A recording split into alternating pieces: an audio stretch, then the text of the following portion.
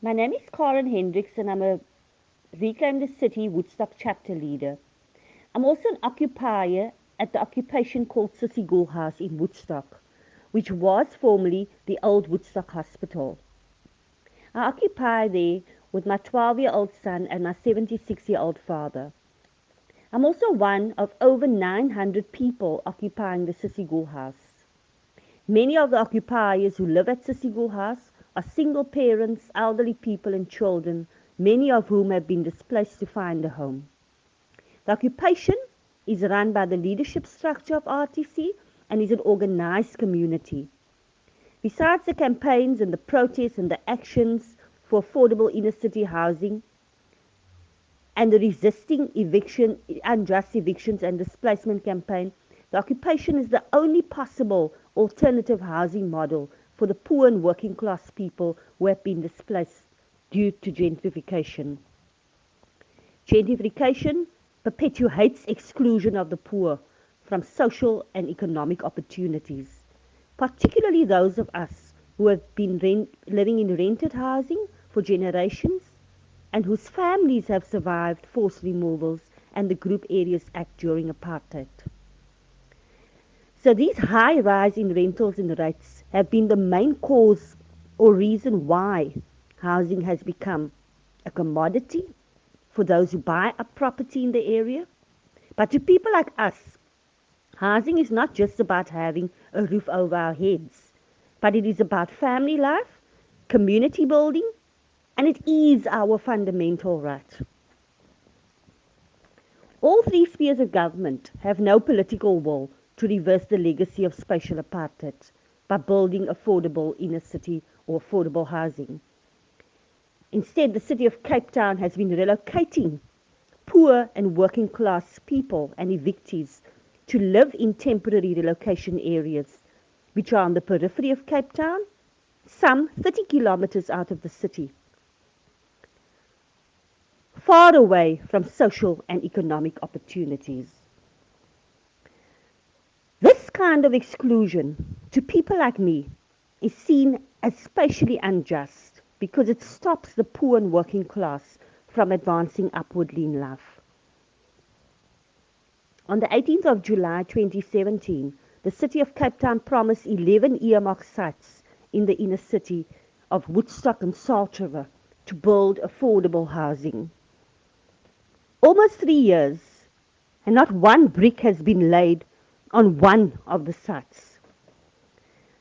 Sissy Gool House was one of the earmarked sites for development. At Sissy Gool House, we are committed to building an alternative housing model with the projects and the structures that we have in place.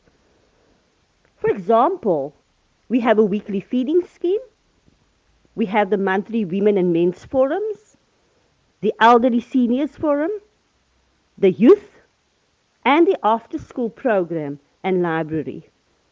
We also have a church and the Islamic practice for children, which is in the main hall on a Sunday and on weekday afternoons.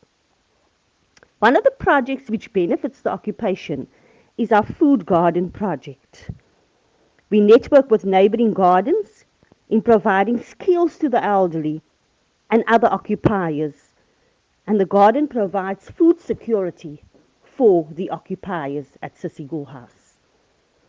On Sundays, we have yoga classes in the main hall where occupiers and members as well as neighbors and supporters can come together in a comforting space.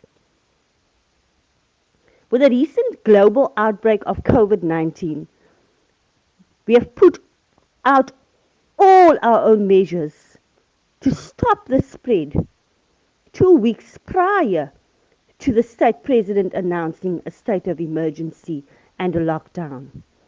One of the many measures which have helped to ease the daily challenges faced by the occupiers was to extend the weekly feeding scheme to become a daily feeding scheme.